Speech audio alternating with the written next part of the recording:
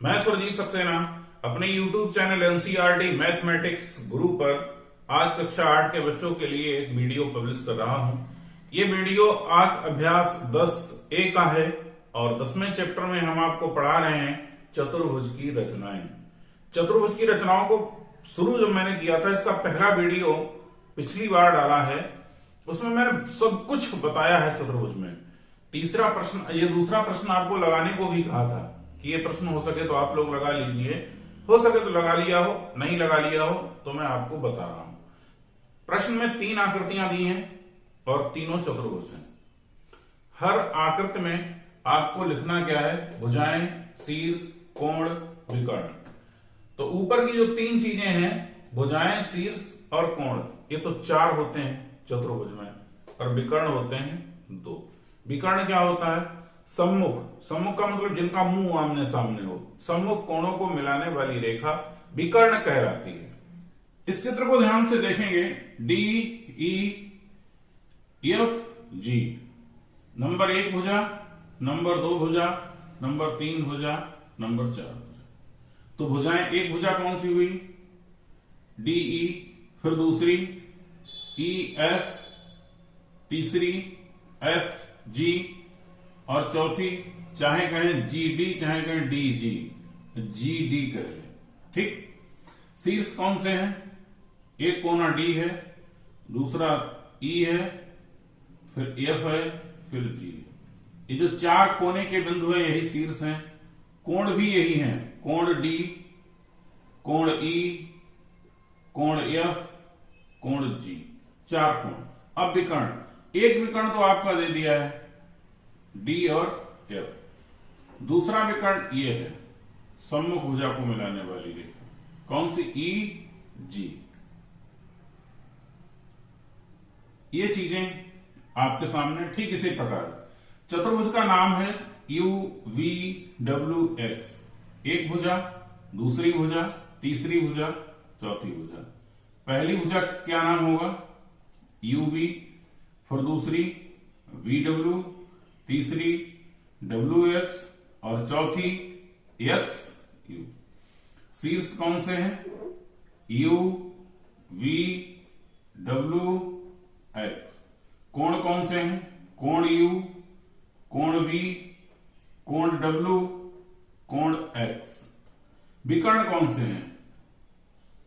You और W, दूसरा we x. ठीक इसी प्रकार तीसरे चतुर्भुज में भुजाएं 1, 2, 3, 4। पहली भुजा क्यू आर, दूसरी भुजा आर एस, तीसरी भुजा एस टी, चौथी भुजा टी क्यू। फिर बात करेंगे शीर्ष की। तो शीर्ष कौन कौन से हैं इसमें? क्यू आर एस टी, ये शीर्ष है। अब कोण की बात करेंगे तो इन्हीं को हम कोण बना देंगे। कोण Q, कोण R, कोण S, कोण T। विकर्ण की बात करेंगे तो सम्मुख तो विकर्ण ये है, एक Q और S, दूसरा विकर्ण RT। यही आपका हल है। अभ्यास 10C का तीसरा प्रश्न आपके सामने लिखा है।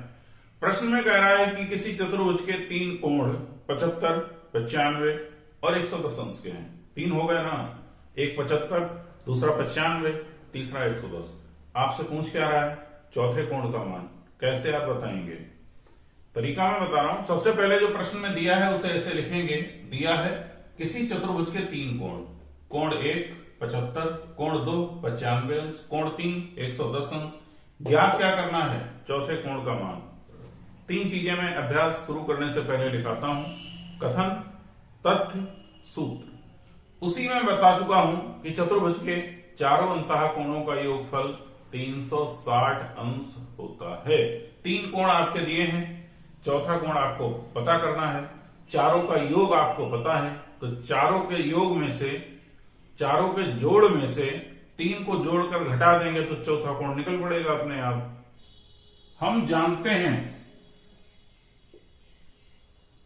कि किसी भी चतुर्भुज के चारों कोणों का योग बराबर 360 अंश। ये तो मैंने आपको जैसे लिखाया आपने वैसे लिख दिया। अब कैसे लिखेंगे? जैसे गणित में लिखा जाएगा वैसे लिखेंगे।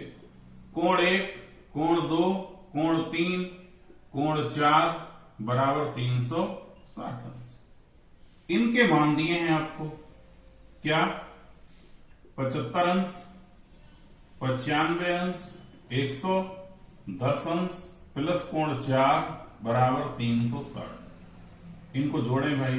0 5 5 10 हासिल 1, 9 और 1 10, 10 और 7 17 और 1 18 हासिल 1 और 1 2। 280 प्लस कोण 4 बराबर 360। कोण 4 का आपको मान ज्ञात करना है। 280 4 के साथ प्लस में है, जब बराबर के इधर ले जाएंगे तो माइनस में हो जाएगा 280।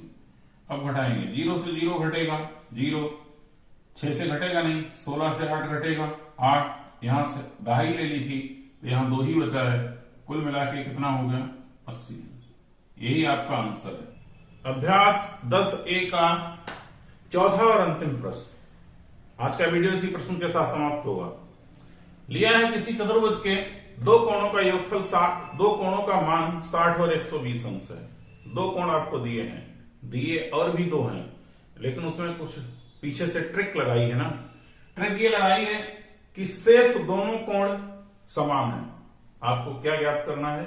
उन जो दोनों कोण बराबर हैं उन्हीं का मान ज्ञात करना है। कोई चीज दी होती है प्रश्न में तो इस तरीके से लिखते हैं। इससे लिखने से फायदे क्या है? इसके लिखने के फायदे ये हैं कि जब आप दी हुई चीज को इतना स्पष्ट लिख लेंगे, ठीक, तो पहला तो काम यह है कि लगने का कोई ना कोई तरीका आपके समझ में आ जाएगा कि सवाल लगेगा कैसे। दूसरी बात, जो आपकी कॉपी को चेक करेगा वो ये जान जाएगा कि प्रश्न में क्या दिया था, क्या ज्ञात करना था। उसे भी प्रश्न देखने की आवश्यकता नहीं होगी, क्योंकि आप कॉपी पे जब हल करते हो तो प्रश्न तो लिखते नहीं हो, सीधे हल लिखते हो। तो हल इस तरीके से लिखा होना चाहिए। गिवन दैट फाइंड दैट, दिया है ज्ञात करना है। इसको हम लगाने की विधि बता रहे हैं। कोण 1 60 अंश दिया है, कोण 2 120 अंश दिया है, और ये बात कह रहा है कि तीसरा और चौथा कोण आपस में बराबर है। तो मैंने ये लिखा है कोण 3 बराबर कोण 4। ये दिया है इसलिए लिखा है। क्योंकि हमें इसका मान ज्ञात करना है तो बहुत पहले ही पढ़ाते पढ़ाते 7-8 महीने हो चुके हैं। मैं हर बार आपको बताता हूं कि जो भी चीज ज्ञात हो करनी होती है उसे हम किसी अक्षर के बराबर मान लेते हैं। इसलिए माना कि कोण 3 बराबर कोण 4 बराबर x, यानी जहां 3 और 4 लिखा जाएगा वहां हम क्या लिख देंगे? x लिख देंगे। फिर यही इसी चीज का आपको मान ज्ञात करना है। कोण 3 और कोण 4 का आपको मान ज्ञात करना है। हम जानते क्या है कि चतुर्भुज के चारों कोणों का योगफल 360 अंश होता है। आगे की प्रक्रिया देखिए। अब हम लिखेंगे कोण 1 प्लस कोण 2 प्लस कोण 3 प्लस कोण 4 बराबर 360 अंश। कोण 1 की जगह लिखेंगे 60 अंश, कोण 2 की जगह लिखेंगे 120 अंश, कोण 3 की जगह लिख देंगे x, कोण 4 की जगह लिख देंगे x और लिख देंगे 360 अंश। 60 और 120 को जोड़ेंगे 180 अंश प्लस x और x जोड़ेंगे 2x बराबर 360 अंश। 2x प्लस का इधर है, इसे हम इधर ले जाएंगे तो माइनस का होगा। 2x बराबर होगा क्या? 360 माइनस 180। एक बराबर के इधर 180 प्लस का था, बराबर को उधर गया माइनस का हो गया। 360 में से 180 घटेगा, बचेगा 180। x बराबर क्या बचेगा? 180 बटे 2, 2 से काटेंगे, 2 ने 18 0। क्या प्राप्त हुआ आपको? x का मान प्राप्त हुआ 90 अंश। ये जो x का मान 90 अंश प्राप्त हुआ, यही कोण 3 बराबर कोण 4 बराबर x माना था बराबर 90 अंश। या हम ये कह सकते हैं कोण 3 बराबर 90 अंश, कोण 4 बराबर 90 अंश, क्योंकि ये दोनों आपस में, प्रश्न में भी कहा गया था कि ये दोनों आपस में बराबर हैं, समान है। निकल के भी आपके समान आ गए। ये मेरे द्वारा लगवाया गया अंतिम प्रश्न था। आपके अभ्यास का नहीं। आपके अभ्यास का अंतिम प्रश्न संख्या 5 है और उसमें आपसे कुछ चतुर्भुज की आकृतियां बनाने के लिए कह रहा है, यानी समलंब है, उत्तल चतुर्भुज है, अवतल चतुर्भुज है, इस तरीके की आकृतियां बनाने के लिए कह रहा है। तो इस तरीके की आकृति बनाने के लिए जब अभ्यास पढ़ाया था उससे पहले मैंने आपको कई प्रकार के चतुर्भुज पढ़ा दिए थे, वो देखकर आप इन आकृतियों को बना सकते हैं। अगले वीडियो में हम आपको बताएंगे चतुर्भुज की रचना करना। रचना का मतलब किसी चीज को बनाना अपने हाथों से। आप कैसे चतुर्भुज आप बनाएंगे, 4 भुजाएं दी होंगी, एक विकर्ण दिया होगा, ऐसे चतुर्भुज की रचना हम आपको अगले वीडियो में कराएंगे।